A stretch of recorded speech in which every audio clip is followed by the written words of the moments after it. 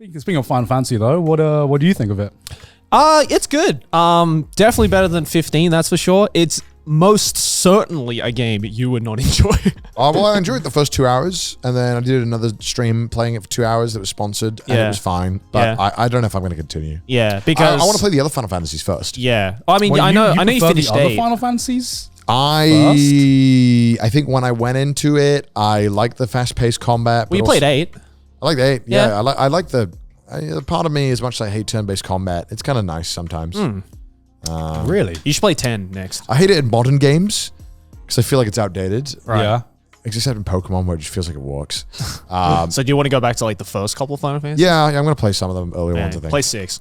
Everyone says 6. Yeah, that's but I goated. feel like 6 I should play when I've played some of the other ones.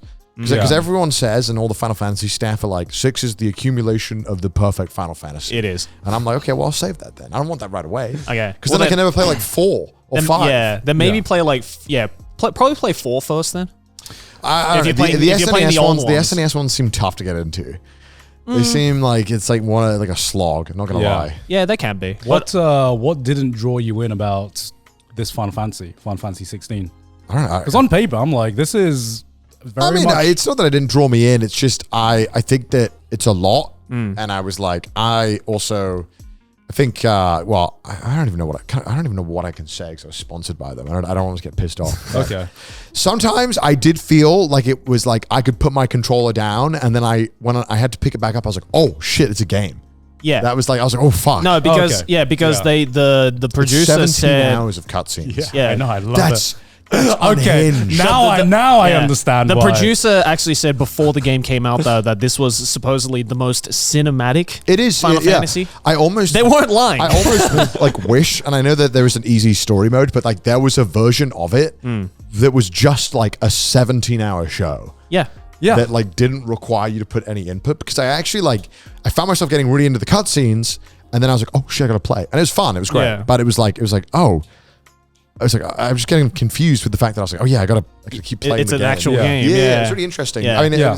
it was very interesting, because I think that it's for me, I think it'll lend itself well in history as being a great in-between point for the series. Yes. Yeah. I think it'll lead to like 17 being like figuring out a formula that really works, but I don't know if having that many cutscenes is good for a game. I'm torn as well, because even me, I fucking love the cutscenes. I love Voice actors are story. insane. The voice actors are so acting, good. it's hard. it's so surreal just seeing like a JRPG without like, let's say, the typical anime-esque voice actors, and just seeing like Do you mean Xenoblade?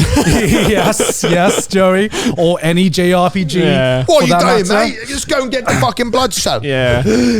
And hearing actual British voice actors, but there are like some moments in the game where I like the gameplay and I really like the story. I don't know if it wants to be a game or a movie. They made sometimes. the cutscenes too damn good, Yeah, Yeah. they did. to the point where it's like, damn, that's like, I'm so hyped for the cutscenes that when I go in the gameplay, like I Yeah. said, like it's like, oh shit, okay, Yeah. but I want more of the cutscenes. Yeah. It's weird because like I really, for example, like Metal Gear Solid, right? The Metal Gear Solid series, those cutscenes were so long that I could just put my controller down and just zone out for like 30 minutes. I was like, I'm fine with that. I'm totally fine with that. It's so weird with Final Fantasy because the cutscenes are short enough that I still have to pay attention about the controller, but it's long enough that it kind of like breaks the flow of like the gameplay. I think the one issue I have with 16 is that like I don't mind cutscenes in my video games as long as you're telling, as long as it's for a purpose and the narrative is good, which so far with 16 has been great.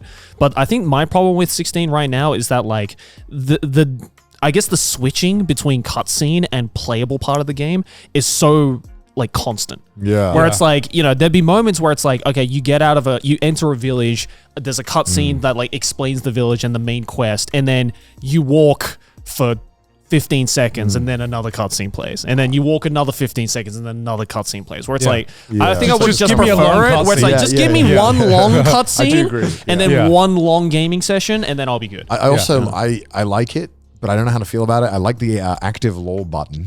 Where you can just, I you're like, fucking love that. you're like, I don't know what the fuck is going on in the story. Let me hold down this button, and then it brings up a menu that you can. you can move your like cursor over it and it'll tell you about what this concept is or what this faction is or who You this have to be person careful with that because I heard it spoils some stuff. Yeah, I've heard from people like especially near like the last 10% of the game, that part just straight up has spoilers in it. I believe it. Yeah, I mean, so I've been trying to avoid it as much as possible. I mean, I think it's a game changer because especially at the beginning where they just introduce you to all of these like countries and people and characters, and I'm like, I can't remember who the fuck this and then there's time skips and stuff, and you're like, okay, this is.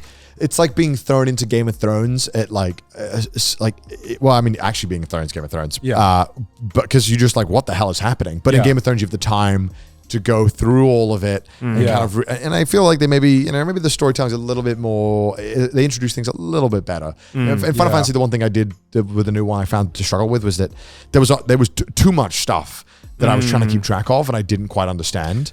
And that's why the active lore button felt necessary, whereas I feel like it shouldn't be necessary, but a nice little thing if I want to refresh. Yeah. But a lot of the time I found myself having to do it. I think the active lore thing, though, is definitely a good step in direction of like explaining lore without having the these like bullshit pages. Without having to like go to system and like go into like the log and shit to be like, here's like a fucking drop down menu of everything, you know, where it's actually, I'm actually that guy. Fuck's sake. Why? Okay, so why do you hate yourself? Because I was genuine, like when one of the reasons I fucking love Final Fantasy 16 is because like the world genuinely interesting. It's great. Yeah, no, it's great. It's fucking It's great, and I just fantastic, wanted to be immersed. So as soon as like there's a character in like your hideout that basically has like is the lore keeper and that like has all of the wiki articles, and I literally just wasted I think like an hour and a half when that opened up, just like reading, reading everything, just so I can just immerse myself in what was going on.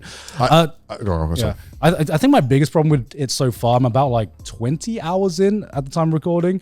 There just hasn't been a character that I have fallen in love with. Yeah. Normally in a JRPG, I fall in love with the cast and the dynamics and, you know, just spending time with these characters. But so far, there just hasn't been, like, the characters haven't called out to me yet. I mean, I did have one, but he didn't last long. So, yeah, I mean... Without giving spoilers. I just feel like there hasn't been enough, let's say... Like the main story, I feel like the biggest weakness of Final Fantasy has actually been so far the side quests. Because side quests, the side quests for this one are a little bit boring. Yeah, the side quests for me, in like especially in JRPGs, is a great way to just ignore the story, ignore the main story for a bit, and just flesh out these characters hanging out together. Yeah, and just exploring like and expanding the world and giving you the opportunity to learn about the world and the characters organically. Yeah, and all of the side quests so far has just been fetch quest, and there's been like pick up dirt. Yeah, pick up dirt. Go find this person. No, it's the Assassin's Creed style. Yeah, it is. Kill pig or kill these kill dragons. 5 crabs, and it's just like I don't get anything more from doing these side quests than if I had not done it. Yeah. So it's just been like the main story for me. And the main story is great, but the main story so far has not given me enough time with these characters, enough banter, enough just natural chemistry for me to like get attached to like the whole cast. And I don't know if that's going to change. I hope it does. But that's like my biggest gripe with Final Fantasy 16.